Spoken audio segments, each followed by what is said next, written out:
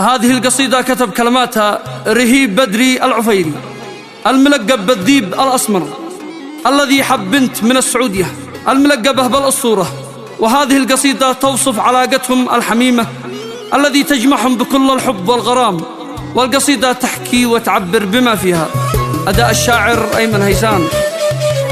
باسم العشق وأهل الهوى، باسم الحب قلبي نوى، يكتب قصة في روا، قصة عشق قصة غرام. قلب وقلبي في وسط روح، يجمعهم غرام بالوضوح، والقصة وصفها شروح بين الاثنين قصة وئام. ذيب أسمر من أهل اليمن في الغربة هوي وافتهن، للأسطورة اشتاق حن ما يوصف هواها كلام. السعودية القلب حب يرسم للمحبة هدف، بالأخلاق هو الأدب نعشق بعض في كل عام.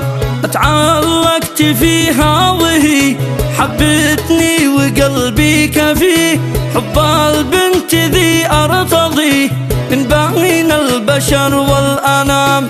أعشقها وعشقي حلال إلى القلب أول منال، واتمنى يدوم الوصال ما نلقى زعل أو خصام.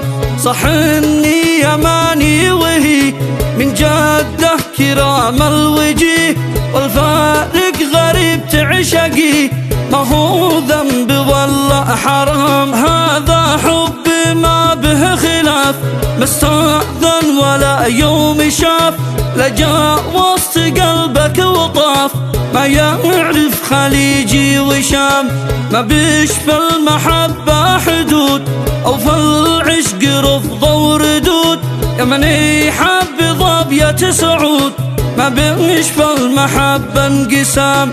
لو ذا الكون يقعد يقوم هذا العشق لازم يدوم، لو كل البشر باتلوم ما بقوا نفترق يا كرام.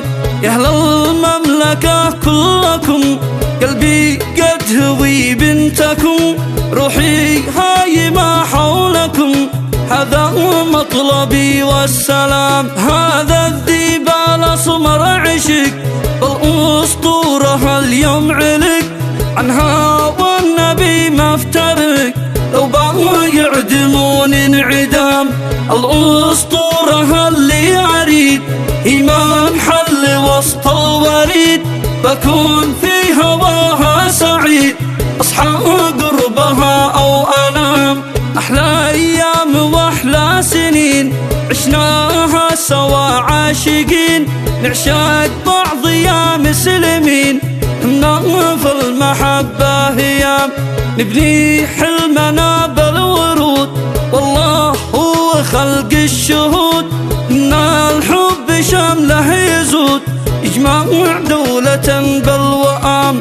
أرض المملكة واليمن في ذا العشق صاروا معا، روحين ساكنين في بدن حب اثنين واحد نظام. وانا لاجلها لو اكون مقتول او دخلت السجون، اترك عشقها او اخون من قام بدلتني الغرام. والعشرة وحبي لها متواصل على عهدها، هي حقي وانا حقها لو نفنى ونرجع ركام.